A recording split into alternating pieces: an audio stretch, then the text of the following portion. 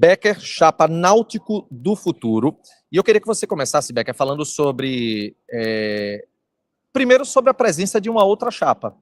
É normal, claro, acho que qualquer candidato espera que isso possa acontecer, mas diante dos movimentos, nos bastidores, na tua visão, do que estava acontecendo no cenário político do clube, surpreendeu de alguma forma? Boa noite, Renato, João, não sei se Atos, Chapa estão aí também. Tá ainda não. Boa noite quem nos assiste. Veja, Renato, primeiro é legítimo, qualquer candidatura é legítima. Tá? Isso é inegável, isso é indiscutível. O que eu espero é que, por ser uma candidatura legítima, seja também uma candidatura que venha para apresentar proposta para debater o clube, e não uma candidatura que vem apenas para, de certo modo, atrapalhar o planejamento, porque aí não estão atrapalhando o planejamento de Bruno, de Malta, da atual gestão, está atrapalhando o planejamento do clube. Então, esse é um ponto que é inegociável.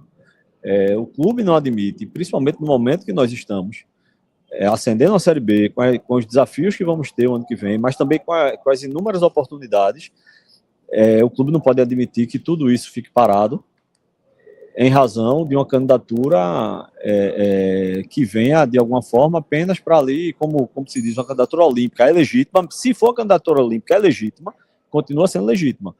Mas nenhuma candidatura, sob nenhuma hipótese, pode atrapalhar um planejamento do clube para 26, 27. Eu digo 26, 27 porque o planejamento tem que ser esse para os próximos 2 anos.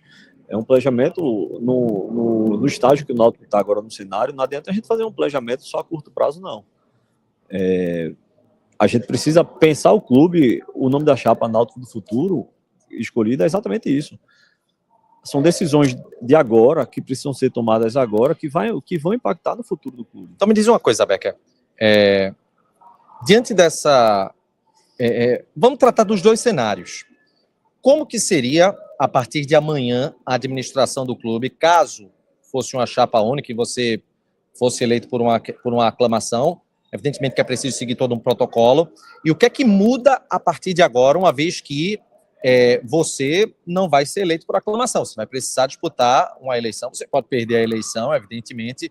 Como que fica em relação ao planejamento? Compromete alguma coisa?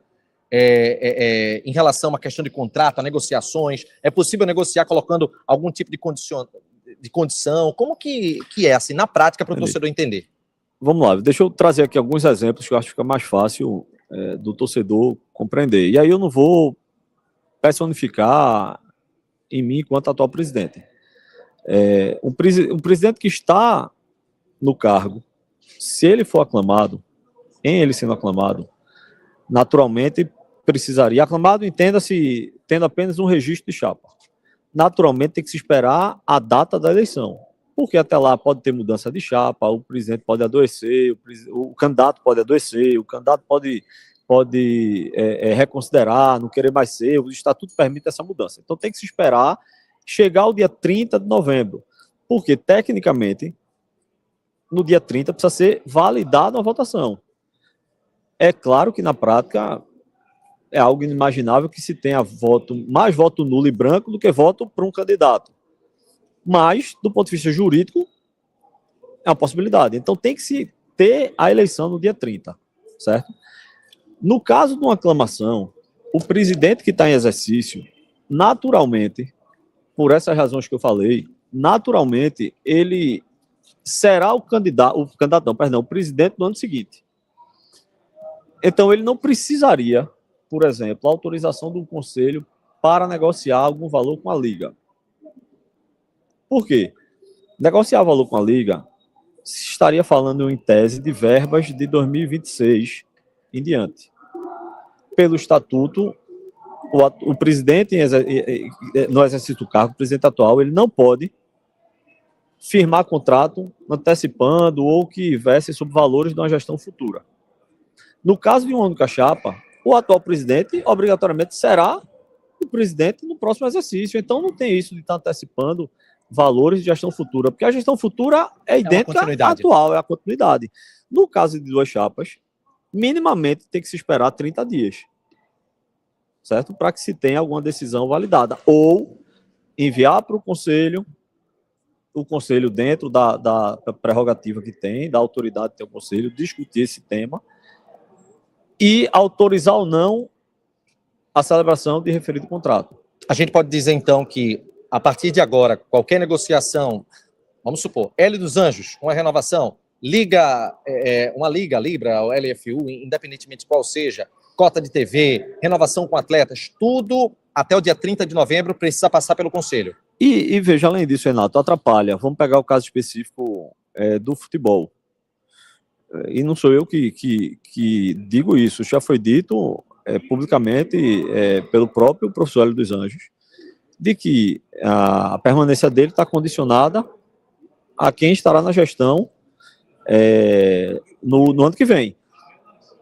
Se eu quiser renovar esse contrato, mas eu preciso respeitar a condição de quem está contratando com o Náutico. Dificilmente alguém vai assinar o contrato pendente ainda uma eleição.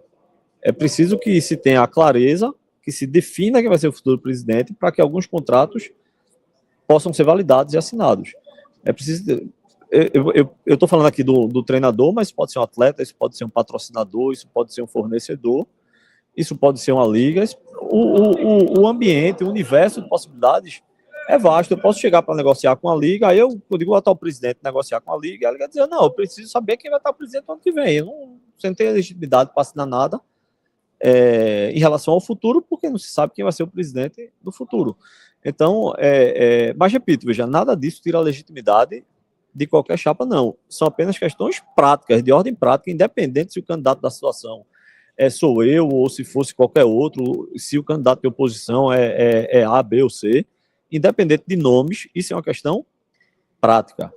E em relação, agora falando da chapa, Náutico do futuro, você tem agora um novo candidato a vice-presidente, Tatiana Roma, ela cumpre até o final desse ano, e você pretende ter, em caso de eleição, ter Ricardo Malta. Ricardo Malta já foi candidato, né, a vice-presidente em 2013, ajudou muito no CT, e estava ajudando nessa gestão também. É vice-presidente do CT, né? É vice-presidente do CT, né? Fala um pouco sobre esse nome, o que é que você pretende com ele na chapa? Renato, Malta talvez seja uma das poucas e grandes unanimidades do clube. Não só pelos serviços prestados, mas pela postura, pela forma sempre que pensou e se conduziu dentro do clube, sempre colocando os interesses do clube acima de qualquer outra questão. Malta, ele está na gestão há praticamente 2 anos, ele tem um pensamento alinhado do que a gente entende de pensamento de clube, principalmente para o futuro, e que agora a gente pode começar a pensar em implementar, porque é difícil você implementar algumas situações na Série C. Estando na Série C, o objetivo maior é sair da Série C. Agora que a gente conseguiu sair, a gente consegue começar a estruturar esses projetos que, de fato, podem mudar o Náutico de patamar. A gente está falando de questão de estádio, a gente está falando de modernização do centro de treinamento, de estrutura propriamente dita, estrutura física aqui na sede, de projetos. A gente está falando nesse aspecto, mas a gente também está falando de resolver processo da Odebrecht, de resolver de uma vez por todas a recuperação judicial. Então, são essas pautas de Estado e pautas de clube, essas pautas estruturantes, que a gente pensa que o clube precisa tratar, sem esquecer do futebol. Eu digo isso de pronto. Não vamos achar que o objetivo nosso ano que vem é subir para a Série A. O objetivo da gente é estruturar o clube, se manter na Série B é o primeiro objetivo. Achar o equilíbrio entre estruturação do clube, equacionamento das dívidas e se manter na Série B, para a gente galgando, estruturado em 27. É claro que se for possível, der liga, como a gente chama, ir para a Série A, ninguém vai reclamar, mas o objetivo da gente é tratar o clube, continuar tratando com responsabilidade, estruturar o clube. E Malta vai ajudar muito nisso, pela experiência que ele tem de mercado como empresário, pela experiência e respeitabilidade que ele tem também no cenário do clube. E, além de tudo isso, representa a unidade que está havendo com vários grupos que fazem o Náutico.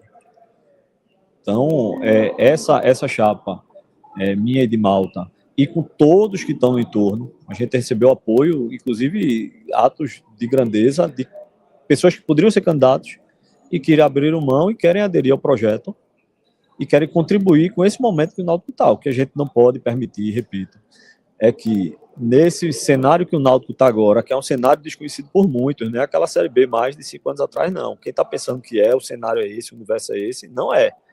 A gente não pode permitir que 2 dias representem e tenham impacto negativo para os próximos anos do clube. Ok, então, quer alguma pergunta, João, para fazer também? Vamos aqui, meu filho, venha. Tá tranquilo? Vou lhe entrevistar. Pronto, por favor, João, participe também. Eu acho que Becker já falou muito sobre planejamento, assim, minha cabeça é muito futebol, então eu só penso, meu Deus do céu, vai atrapalhar o planejamento do clube, e pelo que Becker trouxe, querendo ou não, vai atrapalhar, porque pausa um mês, e aí eu te pergunto, Becker, assim, realmente não existe forma desse planejamento do futebol não ser pausado efetivamente nesses 30 dias, ou seja, o Náutico realmente não vai ter contratações, não vai ter pré-contratos, não vai ter renovação com o Hélio, por exemplo, não tem essa possibilidade. João, quem tem responsabilidade com o clube, como nós temos, como essa gestão tem, a gente vai ter que dar um jeito. A gente vai ter que achar um caminho aí que comprometa menos. Tem impacto? Tem. Eu não vou aqui dizer que não tem impacto. Tem impacto. Agora, a gente vai ter que arrumar um caminho que esse impacto ele não gere um comprometimento de 2026, 2027.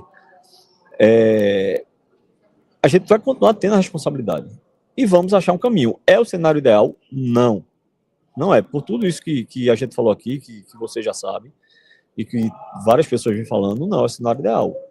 Vamos sentar já a partir de hoje, tem uma reunião agora, dentro desse novo cenário, que é preciso, que é possível a gente fazer, respeitando a autonomia, a autoridade do conselho, respeitando o estatuto do clube, mas vamos pensar o que é possível fazer para que se comprometa menos, para que esse impacto não seja determinante para um eventual insucesso do clube no futuro. Vamos pensar, trabalhar e tentar achar uma saída. Não, exato, porque assim, eu penso, a Série B, acho que já está ficando resolvida em, sei lá, daqui a pouco uns 10 clubes já vão ter, não estou fazendo mais nada aqui na competição, já não subo, já não caio, então o mercado, acho que a partir de uns 10 dias vai começar a aquecer bastante. A gente já não tem o financeiro muito avantajado para a competição, você entrar depois seria, assim, trágico para o clube, talvez, para o ano que vem. Não tenha dúvida, é o que eu disse, é o ideal, não é o ideal, nunca vai ser o ideal, mas vamos tentar achar uma saída para que não prejudique o clube, não é a minha gestão, nem qualquer outra coisa, é o clube. Vamos trabalhar. Beleza. É isso. Vou agradecer aqui a Bruno Becker, que está participando aqui com a gente. Tá liberado aqui, viu, Bruno? Boa sorte na eleição. Evidentemente, a gente vai estar aqui cobrindo, né? Vai ter entrevista também. Tem mais uma. Fala aí, João. Não, tem só para perguntar qual o número, Bruno? O número da chapa já 12. tem isso? Tem. Veja, na verdade, pela resolução, o Gabriel está aqui, pode dar uma aula disso. As chapas sugerem o número e aí tem que ser validado. Não é isso, Gabrielzinho? Se eu estiver errado, me diga. Aí a comissão valida. O número que nós sugerimos foi o número 12 e tem um motivo em alusão, homenagem e reconhecimento pelo que a torcida fez nessa Série B, nessa Série C, nessa reta final. Então a gente escolheu esse nome, tem um simbolismo também nisso aí. Mas assim, agradeço a vocês novamente aqui pela oportunidade de esclarecer e desejo a todos, inclusive para a chapa oponente, que a gente tenha um período eleitoral digno da história do clube, tá? Propositivo e que o clube esteja acima de qualquer outra coisa. Então agradeço mais uma vez. Abraço. Valeu, Becker. Valeu aqui pela participação. Quero agradecer também aqui o pessoal da assessoria, né, que liberou o Bruno Becker para conversar com a gente.